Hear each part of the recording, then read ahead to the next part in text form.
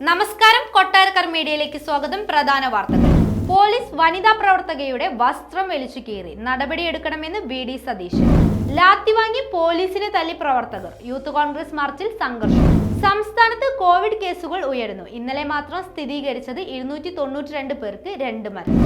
വണ്ടിപ്പെരിയാർ കൊലപാതക കേസിൽ വെറുതെ വിട്ട അർജുന്റെ കുടുംബത്തിന് പോലീസ് സംരക്ഷണം നൽകണമെന്ന് ഹൈക്കോടതി. വാർത്തകൾ വിശദമായി. യൂത്ത് കോൺഗ്രസിന്റെ സെക്രട്ടേറിയറ്റ് മാർച്ചിനിടെ പോലീസ് വനിതാ നേതാവിന്റെ വസ്ത്രം വലിച്ചു കീറിയെന്ന് പ്രതിപക്ഷ നേതാവ് വി.ഡി. സതീശൻ. ഈ പോലീസ് ഉദ്യോഗസ്ഥനെതിരെ നടപടിയെടുക്കണമെന്നും സതീശൻ മാധ്യമങ്ങളോട് പറഞ്ഞു. വനിതാ പ്രവർത്തകരെ പുരുഷ പോലീസുകാർ വടികൊണ്ട് ആക്രമിച്ചു. പരിക്കുപറ്റിയ പ്രവർത്തകരെ പോലീസ് തടഞ്ഞുവെച്ചു. അതുകൊണ്ടാണ് ഇത്ര വലിയ സംഘർഷമുണ്ടായത്. പോലീസിനൊപ്പം യൂത്ത് കോൺഗ്രസ് സമരത്തെ അടിച്ചമർത്താനാവില്ല.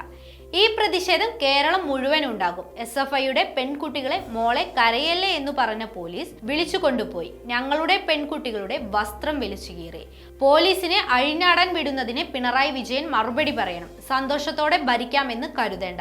ശക്തമായ പ്രതിഷേധം ഉണ്ടാകും. പ്രവർത്തകരെ അടിച്ചാൽ അവർക്കൊപ്പം ഇറങ്ങും. പോലീസ് ഒരു പെൺകുട്ടിയെ ആക്രമിച്ചു. അതൊന്നും വെച്ചു പൊറപ്പിക്കില്ല. 100 കണക്കിന് കുട്ടികളാണ് ആശുപത്രിയിലുള്ളത്. ഞങ്ങൾ ക്ഷമയുടെ നെല്ലിപ്പലക കണ്ടു. അവസാനം കുട്ടികളെ സംരക്ഷിക്കാനാണ് തെരുവിലിറങ്ങുന്നതെന്നും വി.ഡി. സതീശൻ മാധ്യമപ്രവർത്തകരോട് പറഞ്ഞു. നവകേരള സദസ്സിൽ പ്രതിഷേധിക്കുന്ന പ്രവർത്തകർക്കെതിരെ നടക്കുന്ന അതിക്രമത്തിനെതിരെ കോൺഗ്രസിന്റെ സംസ്ഥാന വ്യാപക പ്രതിഷേധം സെക്രട്ടേറിയറ്റ് മാർച്ചിന് പ്രതിപക്ഷ നേതാവ് വി.ഡി. സതീശൻ നേതൃത്വം നൽകി. പോലീസിന്റെ ഷീൽഡ് തകർത്ത് പ്രവർത്തകർ. ലാത്തി വാങ്ങി പോലീസിനെ തല്ലി. പോലീസിനും പ്രവർത്തകരും നേർക്കുനേർ. വീണ്ടും ജലപീരങ്കി പ്രയോഗിച്ചു. 1500-ലധികം കോൺഗ്രസ് മണ്ഡലം കമ്മിറ്റികളുടെ നേതൃത്വത്തിൽ 564 പോലീസ് സ്റ്റേഷനുകളിലേക്ക് മാർച്ച് നടത്തി. ആരാന്റെ കുഞ്ഞുങ്ങളെ റോഡിൽ തല്ലുമ്പോൾ ആസ്വദിക്കുകയാണ് മുഖ്യമന്ത്രിയെന്ന് വി.ഡി. സതീശൻ കുറ്റപ്പെടുത്തി. മുഖ്യമന്ത്രിയായിരുന്ന ഉമ്മൻചാണ്ടിയെ കല്ലെറിഞ്ഞപ്പോൾ ന്യായീകരിച്ച ആളാണ് പിണറായി വിജയൻ. ഒരു പേപ്പർ പോലും പിണറായിക്ക് നേരെ എറിയരുതെന്ന് പറഞ്ഞതാണ്. എന്നാൽ ആ തീരുമാനം മാറ്റുകയാണെന്നും വി.ഡി. സതീശൻ പറഞ്ഞു. കേരളത്തിൽ പ്രതിദിന കോവിഡ് കേസുകളിൽ വർധനവ്. ഇന്നലെ മാത്രം സംസ്ഥാനത്ത് 292 പേർക്ക് കോവിഡ് സ്ഥിരീകരിച്ചതായി കേന്ദ്ര ആരോഗ്യ മന്ത്രാലയത്തിന്റെ കണക്ക് പുറത്തുവന്നു. തിങ്കളാഴ്ച 115 പേർക്ക് കോവിഡ് സ്ഥിരീകരിച്ചതിൽ നിന്നാണ് ഇന്നലെ ഇരട്ടിയിലധികമായി ഉയർന്നത്. കേരളത്തിലെ കോവിഡ് കേസുകൾ ഓരോ ദിവസവും ഉയർന്നു വരികയാണെന്ന് കേന്ദ്ര ആരോഗ്യ മന്ത്രാലയത്തിന്റെ കണക്കുകൾ സൂചിപ്പിക്കുന്നു. കോവിഡ് ബാധിച്ച് കേരളത്തിൽ ഇന്നലെ 2 പേർ മരിച്ചു. 292 പേർക്കും കൂടി രോഗം സ്ഥിരീകരിച്ചതോടെ കേരളത്തിൽ കോവിഡ് ബാധിച്ച് ചികിത്സയിലുള്ളവരുടെ എണ്ണം 2041 ഉയർന്നു. ഇന്നലെ രാജ്യത്തെ ഏറ്റവും കൂടുതൽ കോവിഡ് കേസുകൾ സ്ഥിരീകരിച്ചതും കേരളത്തിലാണ്. കർണാടകയിൽ 9 പേർക്കും ഗുജറാത്തിലും ദില്ലിയിലും 3 പേർക്കു വീതമാണ് ഇന്നലെ കോവിഡ് സ്ഥിരീകരിച്ചത്.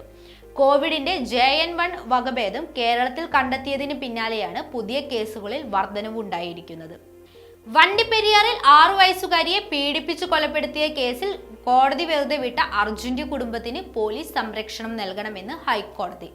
വണ്ടിപ്പെരിയാർ പോലീസിനാണ് ഹൈക്കോടതി നിർദ്ദേശം നൽകിയത്. വീട്ടിലുള്ള സാധനങ്ങൾ എടുക്കാൻ പോകാനും കുടുംബത്തിന് പോലീസ് സംരക്ഷണം നൽകണമെന്ന് ഹൈക്കോടതി നിർദ്ദേശിച്ചു.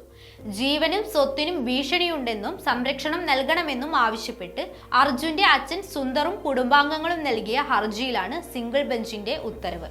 കഴിഞ്ഞ വ്യാഴാഴ്ചയാണ് പ്രതിയെ വെറുതെ വിട്ടത്. കട്ടപ്പന അതിവേഗ സ്പെഷ്യൽ കോടതി ജഡ്ജി വി. മഞ്ജുവാണ് കേസ് പരിഗണിച്ചത്. കൊലപാതകവും ബലാത്സംഗവും അടക്കമുള്ള കുറ്റങ്ങൾ തെളിയിക്കാൻ പ്രോസിക്യൂഷന് കഴിഞ്ഞില്ലെന്ന് കോടതി കണ്ടെത്തിയതിനെ തുടർന്നാണ് വിധി.